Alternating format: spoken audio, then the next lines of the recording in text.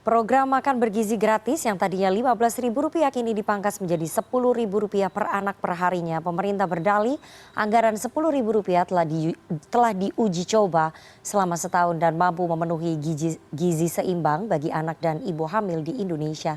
Sore ini kita akan membahasnya dengan tenaga ahli utama Kantor Komunikasi Kepresidenan Dedek Prayudi dan Managing Director Political Economy and Policy Studies Antoni Budiawan. Selamat sore Bapak-Bapak. Selamat sore, Mbak Rifana.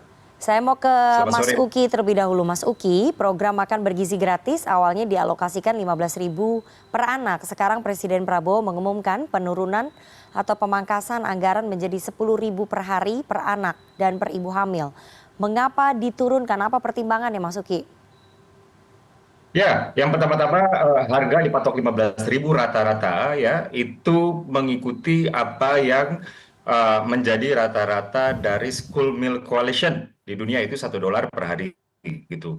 Tapi begini, yang penting itu yang menjadi patokan itu adalah bukan harga rata-ratanya. Jadi setelah mengalami uji coba ya, di situ ada standar. Tiga standarnya, yang pertama adalah kecukupan gizi, yang kedua adalah higienitas, lalu yang ketiga adalah tata kelola limbah yang berkelanjutan. Nah, berbicara soal kecukupan gizi ini, sudah pakemnya tidak boleh diotak-atik lagi ya. Misalnya di sini harus ada 600 sampai 700 kalori per serving atau per sajian. Lalu ada kandungan minimum karbohidratnya sekian gram, protein sekian gram, dan Presiden Prabowo di sini memesankan harus ada zat yodium dan juga zat besi. Nah, ini tidak bisa ditawar-tawar. Namun setelah melalui serangkaian uji coba selama 10 bulan, kita sudah melakukan uji coba, ada yang di Jawa Barat, tadi sudah disebutkan ya, di Sukabumi, ada yang di Jawa Tengah, dan juga di Jakarta. Kami menemukan cara untuk lakukan efisiensi. Jadi yang tadinya 15.000 dengan standar yang sama kita bisa lakukan dengan 10.000 per porsi atau per anak. Misalnya dengan cara apa? Misalnya seperti ini. Untuk kecukupan karbohidrat di katakanlah di Papua gitu ya.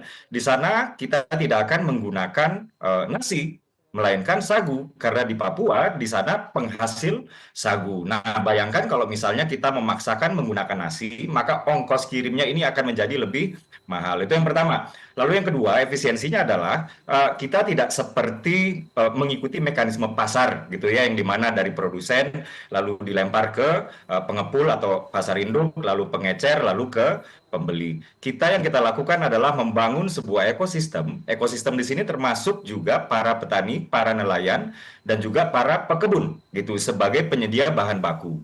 Nah, dari mereka lalu bahan bakunya dioper ke kita sebut unit layanan. Kalau tadi Prof Dadan sebutkan itu adalah skema nomor 1 ya. Di unit layanan inilah kemudian makanan tersebut diproses dan di sana melibatkan juga masyarakat lokal untuk memproses, baru didistribusikan ya melalui 2 jalur. Jalur pertama adalah posyandu untuk ibu hamil dan anak-anak balita, lalu jalur kedua adalah sekolah. Nah, sisa ini kemudian diolah lagi untuk menjadi pupuk untuk kemudian dioper lagi kepada para petani. Kurang lebih demikian, Mbak Oke, Nana. Mas Uki, pertanyaannya kenapa sejak awal itu sudah langsung buru-buru diumumkan 15.000? Kalau kenyataannya anggarannya akan dipangkas.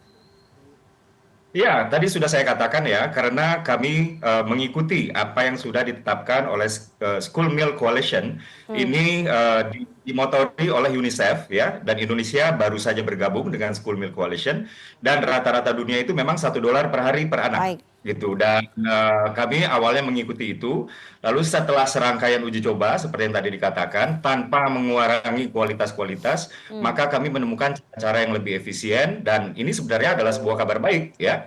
Jadi sekarang sedang digodok lagi oleh tim pemerintah. Selisihnya ini kemudian untuk diapakan? Apakah kemudian mau menambah jumlah penerima manfaat atau lain-lain? Demikian, Mbak Rifana. baik. Saya mau ke Pak Antoni. Pak Antoni, bagaimana Anda melihat pemangkasan alokasi anggaran makan bergizi gratis dari 15.000 menjadi 10.000 per anak?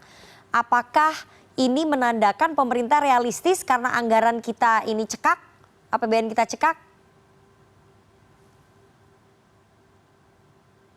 Iya, iya. Jadi saya rasa benar itu bahwa dengan anggaran yang awalnya didesas-desuskan mencapai 400 triliun, 450 triliun, itu tentu saja sangat berat bagi APBN.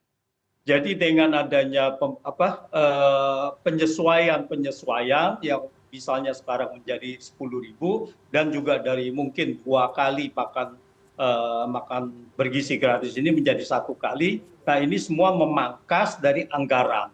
Apapun alasannya, gizi dan sebagainya itu semua terpenuhi, tetapi memang anggarannya pun ini adalah lebih realistis. Yaitu dari 450.000 kita bisa mengurangi menjadi 150 triliun. Sorry, 450 triliun menjadi 150 triliun. Nah, kalau ini 150 triliun dipertahankan, maka ini sekitar 4,2% dari anggaran belanja negara 2024. Ini lebih realistis atau 0,6% dari PDB. Jadi apapun ini, yang perlu adalah kita mengapresiasi bahwa mungkin program makan bergizi gratis ini adalah awalnya mungkin program populis untuk memenangkan pilpres gitu. Tetapi kita lihat bahwa ternyata Prabowo ini sangat serius untuk mewujudkan ini gitu. Nah, ini yang harus kita apresiasi. Begitu ada anggarannya naik, anggaran APBN kita mempunyai ruang fiskal yang bagus, saya rasa melihat dari komitmen ini sangat baik sekali. Nah, komitmen dari Prabowo ini bisa kita lihat dari 2 hal yang lainnya lagi, yaitu dari kenaikan upah buruh. Nah, ini juga sangat baik sekali, sangat bagus sekali dibandingkan dengan 10 tahun Jokowi. Dan juga yang itu ya dengan ini ya. Baik, Pak Antoni, tapi kalau kita lihat apakah artinya pemerintah ini pada saat awal mengumumkan makan bergizi gratis dengan alokasi 15.000, kemudian ketika melihat APBN kita cekak diturunkan menjadi 10.000, ini ada perencanaan yang kurang matang di sini, Pak Antoni? Iya, saya rasa yang tadi saya katakan, bahwa tadi awalnya mungkin program populis dalam arti pilpres gitu. Tetapi kita harus apresiasi bahwa ini diwujudkan juga setelah pilpres gitu, sangat serius gitu. Nah, keterbatasan ini waktu 450 triliun semuanya skeptis. Wah, ini sangat program yang mengada-ada saja gitu, tidak mungkin bisa diwujudkan. Tapi kemudian berusaha diwujudkan dengan budget yang lebih rendah. Nah, ini yang menurut saya sangat bisa diapresiasi. Baik, baik. Saya mau ke Mas Uki. Mas Uki, dengan 10.000 per anak per hari atau per ibu hamil gitu ya per hari, apakah efektif memenuhi gizi seimbang? Karena kita lihat begini, tadi Anda katakan contohnya di Papua, Mas Uki, nasinya diganti dengan sagu begitu di sana ya. Tapi kalau kita lihat, beberapa reporter kami sudah mencoba untuk berkeliling dengan membawa uang Rp10.000 begitu di Jakarta. Ini saja masih dipertanyakan pemenuhan gizinya dengan uang Rp10.000 ini bagaimana? Apakah ini bisa? Jadi begitu. Iya, jadi begini, apa yang dilakukan oleh kawan-kawan ketika ingin menginvestigasi dalam tanda kutip ya terkait nilai keekonomian makanan yang bergizi, ini kan kawan-kawan banyak langsung kepada contoh katakan warung Tegal misalnya atau rumah-rumah makan. Nah, yang harus diingat kalau kita membeli di rumah makan, itu di situ sudah masuk ke dalamnya adalah keuntungan penjual. Sudah masuk di dalamnya adalah uang untuk membersihkan tempat, sudah masuk di dalamnya adalah modal untuk membeli-beli barang. Sudah termasuk di dalamnya adalah keuntungan yang diperoleh dari pengecer. Sudah masuk di dalamnya adalah keuntungan yang dibeli oleh pasar induk. Sudah masuk di dalamnya keuntungan dari untuk para petani, nelayan atau pekebun. Nah, yang dilakukan oleh Badan Gizi Nasional atau pemerintah dalam hal ini adalah membuat sebuah ekosistem. Ekosistemnya ini saling ketemu gitu ya antara simpul-simpulnya, yaitu dari penyedia bahan baku, lalu kemudian ke ke unit layanan, lalu kemudian ke sekolah atau ke posyandu. Jadi tidak sama gitu, nggak apple to apple apabila kita menyerahkan ini ya kepada harga pasar lalu dibandingkan dengan 10.000 di pasar kita bisa mendapatkan apa, lalu untuk anak-anak ini apakah dengan 10.000 itu sama dengan apa yang kita dapatkan di pasaran. Jadi nggak apple to apple, Mbak Nana. Jadi efisiensi ini memang diperlukan. Tapi begini, yang jelas dengan penurunan dari 15.000 menjadi 10.000 ini, Mbak Nana, ini tidak ada penurunan anggaran sama sekali untuk program makan bergizi gratis di 2025. Jadi sudah ditetapkan oleh DPR anggaran untuk makan bergizi gratis itu senilai 71 triliun rupiah. Jadi bukan ada Atau ini dilakukan bukan karena ada anggaran yang diturunkan, tapi karena ditemukannya cara-cara untuk kita melakukan efisiensi. Nah, selisih dari apa yang akan kita dapat dengan kita melakukan efisiensi, inilah yang sedang dihitung dan direncanakan untuk ke depannya. Demikian, Mbak Nana. Oke, saya mau ke Pak Antoni ya, dengan 10.000 per hari ini mampu tidak mencukupi kebutuhan gizi per anak? Karena kan di satu kota dengan kota yang lainnya akan berbeda. Pak Antoni. Iya, tentu saja ini menjadi tantangan besar. 10.000 ini kita lihat, kita hitung aja harga bahan mentah lah. Dari harga bahan mentah kita lihat translate kepada 10.000, ini mencukupi gizi tadi 600-700 kalori ya, 600-700 kalori yang mungkin saja menjadi tantangan besar gitu. Saya pikir ini adalah kurang dari situ kalau kita menghitung dari kalori. Tetapi kita percaya bahwa tadi sudah dikatakan bahwa di sini dihitung minimum sekian dari ada Kementerian Kesehatan dan sebagainya gitu. Tetapi yang saya juga menggarisbawahi adalah tadi bahwa anggarannya itu tetap 71 triliun. Tetapi 71 triliun ini adalah sudah jauh lebih rendah dari awal yang direncanakan 400 triliun gitu. Nah, inilah yang saya maksud adalah bukan 71 triliunnya anggarannya yang turun, tapi dari 450 triliun yang pertama kali Pak Hasim katakan itu, lalu kemudian sudah turun-turun dan dipangkas disesuaikan terus menjadi 71 triliun. Ya, demikian. Baik, jadi ini tantangan besar ya, karena di setiap kota akan berbeda ya Pak Antoni ya. Iya, jadi saya rasa ini sangat, kalau kita lihat di Pulau Jawa saja, ini sangat sulit untuk memenuhi 10.000, apalagi di luar Pulau Jawa yang biayanya sangat jauh lebih tinggi. Baik, Mas Uki, untuk memenuhi di Pulau Jawa dengan 10.000 saja itu sangat sulit, apalagi di luar Pulau Jawa yang harga-harga bahan pokoknya itu lebih tinggi. Nah, ini implementasinya bagaimana? Apakah akan merata di seluruh wilayah Indonesia atau memang nantinya dengan anggaran 71 triliun ini hanya di daerah-daerah tertentu saja untuk program makan bergizi gratis? Ya, ini penting untuk kami komunikasikan ya, bahwa di tahun pertama 2025 ini kami menargetkan jumlah penerima manfaat dari 82 juta orang total ya yang akan menjadi penerima manfaat setelah program ini berjalan secara penuh, yaitu tahun 2029. Di tahun pertama ini kami menargetkan hanya sebesar 40% saja gitu. Jadi kita tetap realistis ya, memang betul Pak Antoni bahwa nanti setelah dia sudah berfungsi secara penuh, maka anggarannya itu memang sudah harus 400 triliun lebih. Itu betul, dan itu tidak berubah Pak Antoni. Namun dalam pelaksanaannya ini kami laksanakan secara berjenjang. Step by step dulu ya, step pertama 71 triliun. Jadi di step pertama ini kita menargetkan 40%. Dari 82 juta. Betul. Lalu di tahun 2026 kita menargetkan tambahan 20% lagi dan seterusnya. Nah, tentang pemilihan lokasi-lokasi ini kami utamakan yang sudah siap running terlebih dahulu, terutama daerah-daerah yang kami sebut atau kami nilai itu ekosistem atau infrastruktur untuk melakukan implementasi program makan bergizi gratis ini sudah siap. Jadi yang penting ini harus running dulu menuju 40%, pada akhir 2025 ini sudah harus penuh 24%, dan kami menargetkan itu ada 1.000 unit layanan. Satu unit layanan itu melayani antara 3.000 sampai dengan 3.500 siswa per hari. Jadi ini memang tugas yang cukup berat, jadi mohon doanya kepada seluruh rakyat Indonesia, semoga negara berhasil menjalankan program makan bergizi ini untuk memperbaiki kualitas gizi yang diasumsi oleh anak-anak Indonesia. Oke, Pak Antoni, pada kenyataannya nanti jadi pemerintah akan menyicil step by step terlebih dahulu. Ini yang pertama mungkin sekitar 40% dari 82 juta target penerima. Terus kemudian anggarannya 10.000, nanti 2026 baru dinaikkan lagi. Pak Antoni? Iya, yang terakhir itu putus-putus terus ya suaranya ya. Oke.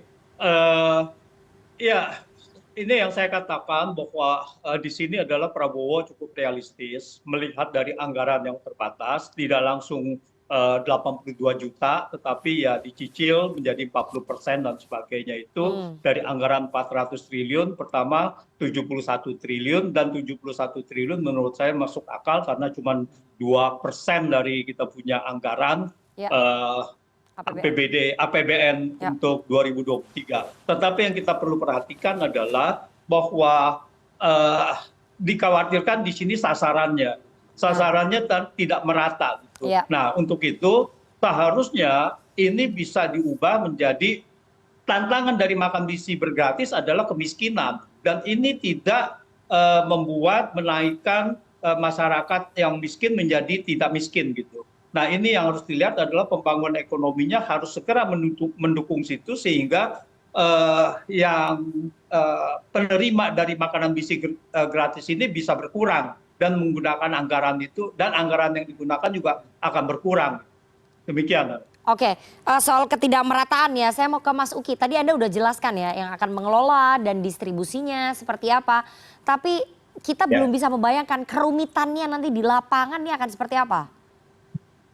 Sangat rumit sekali Mbak Nana, Ya. sangat rumit sekali. Ya, Ya, jadi saya sudah pernah ke beberapa lokasi uji coba ya, termasuk yang tadi sudah disebut oleh Prof. Dadan yang di Sukabumi.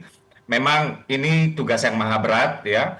Jadi itulah kenapa diutamakan terlebih dahulu titik-titik atau area-area yang sudah memiliki kesiapan yang tinggal running, artinya low hanging fruit yang sudah tinggal bekerja gitu. Memang saya atau kami sudah berbicara dengan banyak sekali pihak-pihak eksternal. Memang idealnya kita mencari dulu siapa yang paling butuh dan lain-lain gitu. Cuman kalau memang itu yang lakukan, kami khawatirnya nanti ongkos-ongkosnya juga akan semakin tinggi, sementara yang ini juga belum running juga, kurang lebih seperti itu. Jadi memang yang diutamakan ini adalah yang paling cepat, yang paling siap untuk diimplementasikan.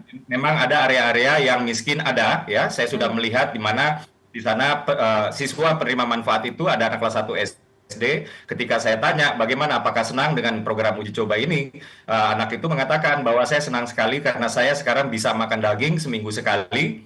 Biasanya saya makan daging itu belum tentu setahun sekali, itu pun kalau saya menerima pembagian daging Idul Kurban, kurang lebih demikian. Tapi memang ya kesiapan adalah yang paling utama, dan di banyak daerah kesiapan ini juga banyak berkonsentrasi di area-area yang miskin, yang susah, yang ekonomi kelas bawah. Tapi memang bukan itu yang menjadi acuannya, Mbak Nana. oke, tapi saya mau tanya ya, daerah yang tadi Anda katakan siap itu konsentrasinya akan di Pulau Jawa atau di daerah lain juga? Karena kalau misalnya kita lihat infrastrukturnya, pasti paling siap di Pulau Jawa kan? Jadi paling banyak nanti akan di Pulau Jawa ya, penerima 40% itu ya? Ya, memang paling siap ada Pulau Jawa, ini harus kita akui, dan ada beberapa di daerah lain seperti misalnya di Kalimantan dan Sulawesi, juga Sumatera. Saya sudah pernah ke Bengkulu ya, menyaksikan sendiri juga uji cobanya, dan mereka juga sudah siap. Jadi kesiapan tentunya di sini juga sangat bergantung kepada infrastruktur desa misalnya ya, lalu juga kelengkapan dari aspek pertanian, perkebunan dan juga perikanan kalau misalnya mereka adalah penghasil ikan. Jadi kami juga harus realistis, betul kata Pak Antoni tadi ya. Ujungnya nanti itu adalah di tahun 2029 ini sudah harus 82 juta penerima manfaat sudah menerima manfaatnya. Jadi yang sekarang ini kami menginginkan apa yang di depan mata ini yang kami implementasikan, dan kami menargetkan 40% dari 82 juta pada akhir 2025 nanti sudah mendapatkan program makan bergizi gratis. Demikian Pak Nana. Baik. Terakhir Pak Antoni, tadi diakui ya bahwa hanya akan difokuskan di daerah-daerah yang sudah siap saja. Artinya nanti implementasinya di lapangan tidak akan merata nih kayaknya, karena baru daerah-daerah yang sudah siap saja. Dan itu mayoritas di Pulau Jawa tuh Pak Antoni. Ya, ini berarti bahwa sasaran untuk makan bergizi gratis ini dikhawatirkan tidak menjadi tepat sasaran. Karena kalau kita lihat yang stunting ini adalah 25 juta, yang ingin diberikan adalah 82 juta. Yang mana yang di situ adalah penerima yang sangat urgent mungkin bisa tidak menerima, karena di sini titik-titiknya adalah bukan berdasarkan titik-titik yang berdasarkan tingkat kemiskinan itu, tetapi titik-titik ini adalah yang sudah ready diimplementasikan infrastruktur dan sebagainya. Nah, inilah bahayanya, sehingga program yang tadinya untuk kebaikan ini nanti menjadi cemoohan jadi masyarakat. Ini yang harus diantisipasi. Baik, Mas Uki menjawab pertanyaannya Pak Antoni tadi, bahwa ini akan tidak tepat sasaran nih kalau yang difokuskan di daerah-daerah yang sudah siap secara infrastruktur. Ini gimana? Ya, memang situasi serba tidak ideal untuk saat ini ya. Seperti yang saya katakan tadi bahwa kami menginginkan seluruh anak Indonesia sampai dengan usia 18 tahun beserta dengan balita juga ibu hamil yang jumlahnya adalah 82 juta. Dan kami menginginkan program ini running secepat mungkin. Nah, kami dihadapkan kepada realita ya, realita di mana ada tempat-tempat di mana kami harus membangunnya itu kurang lebih dari minus, kurang lebih begitu ya, karena area-area tersebut memang membutuhkan lebih banyak waktu dibandingkan dengan area-area lain, kurang lebih seperti itu. Jadi di area-area yang sudah siap inilah yang kami dahulukan ya, dan jangan salah juga ketika kami ke Sukabumi di situ penerima manfaatnya adalah keluarga anak-anak dari keluarga kelas menengah bawah, bahkan beberapa dari mereka tidak memakai seragam. Ketika saya tanyakan kepada mereka kenapa tidak pakai seragam, lalu gurunya kemudian menghentikan pertanyaan saya dengan mengatakan di sini banyak anak tidak mampu sehingga sekolah tidak bisa memaksakan anak-anak untuk wajib memakai seragam. Jadi memang betul bahwa yang menjadi penerima manfaat di awal-awal ini yang difokuskan itu adalah tentang kesiapan, tapi kami berusaha sebagai semaksimal mungkin ya, semaksimal mungkin untuk tetap memenuhi prinsip di mana yang membutuhkan inilah yang didahului. Demikian, Mbak Nana. Oke, kita tunggu nanti bagaimana implementasinya program makan bergizi gratis dari Presiden Prabowo. Jangan sampai terburu-buru, tergesa-gesa, dan mengakibatkan tidak tepat sasaran. Karena ini anggarannya besar sekali dan diharapkan oleh masyarakat terutama yang membutuhkan atau terutama masyarakat yang miskin begitu ya, yang kurang mampu. Program ini bisa berjalan dan mereka bisa menerima. Jadi jangan sampai tidak tepat sasaran. Itu pesan kami ya, Mas Uki dari PCO. Terima kasih dua orang narasumber yang sudah bergabung pada sore hari ini. Ada Mas Dede Prayudi, tenaga ahli utama Kantor Komunikasi Kepresidenan, dan Pak Antoni Budiawan, Managing Director Political Economy and Policy Studies. Sehat selalu Mas Uki dan juga Pak Antoni. Ya, terima kasih.